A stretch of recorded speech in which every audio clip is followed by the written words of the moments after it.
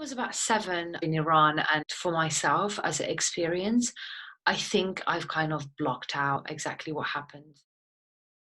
My name is Payzee Mahmod. I'm 33 years old. And when my sisters and I were between the ages of 7 to 10, we each had to undergo FGM. I just remember one of my sisters being very panicky and screaming. For me, it's a human's, violation, and it's a human's right violation, and it should never ever happen to any girl. Female genital mutilation is an ongoing violence which thousands of girls and women experience across the world every day. There are actually no benefits, and that's for me one of the things that I always feel like people need to understand, is that there is no benefit to this harmful practice. Payzee was a 16-year-old child bride in the UK. At the age of 7, she had undergone FGM. My grandmother had said it has to happen, and then she sort of told me the kind of like easy cop-out religious aspect of it, which is that for women who have been cut, they are less likely to want to go out there and be promiscuous, which just makes no sense at all, because these are the same women that will then be expected to marry and have normal sexual lives with their husband. It's just so wrong.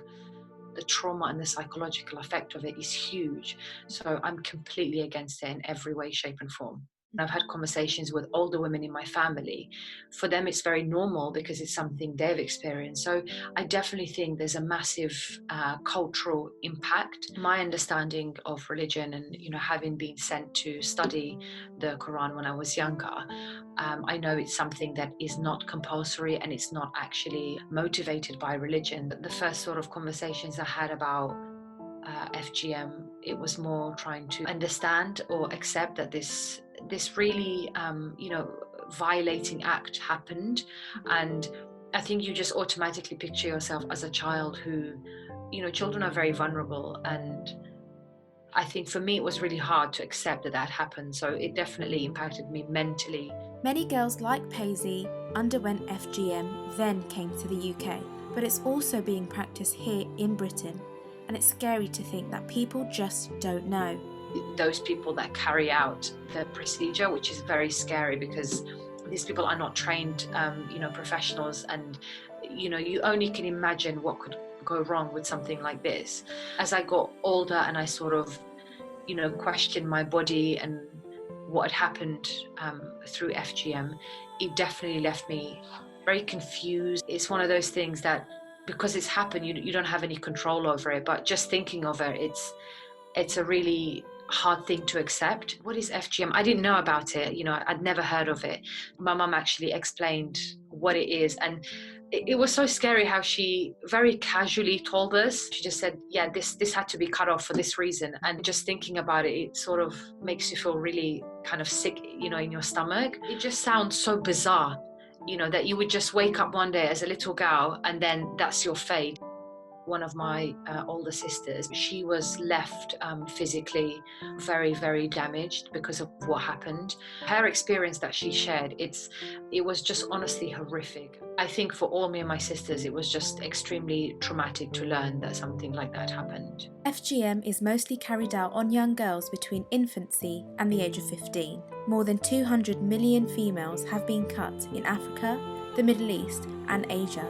I have never actually had a physical examination or anything, because I think the thing that holds me back is I'm so scared to learn that, well, maybe something is wrong, even though, like I said, I engage in these conversations, but there's something that it's almost like I don't even want to open up, another can of worms that could possibly leave me feeling even worse about it than I already do. Later on in my adult life, I sort of felt ashamed to actually say this had happened to me, which is completely wrong. I've got nothing to be ashamed of. This isn't a decision I made. This was somebody who violated, my body and made that decision on my behalf. Even during lockdown, I've heard about cases happening and perpetrators trying to find ways around how they can use this time to, continue this practice. And it's just making sure that we are all part of this conversation, and it's not a case of the people who don't believe in FGM are against you people who are trying to practice this. It's more coming together and saying, okay, you believe in this, but here's why you shouldn't believe in this, and here's why this is so wrong. COVID has actually impacted women even more than before. It's almost like we've been exposed to even new ways of girls and women being harmed.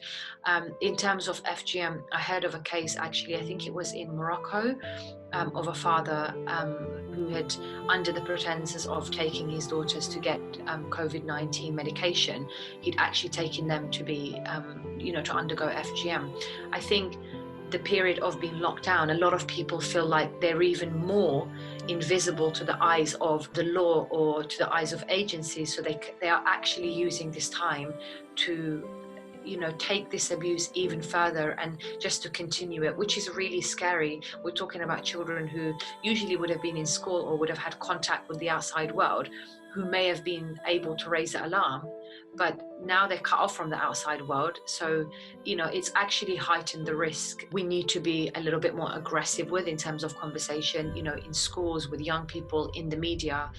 Some people don't think about this traumatic event can go on to actually scar someone for life. There are helplines. If you know somebody who is at risk of this, please seek help safely.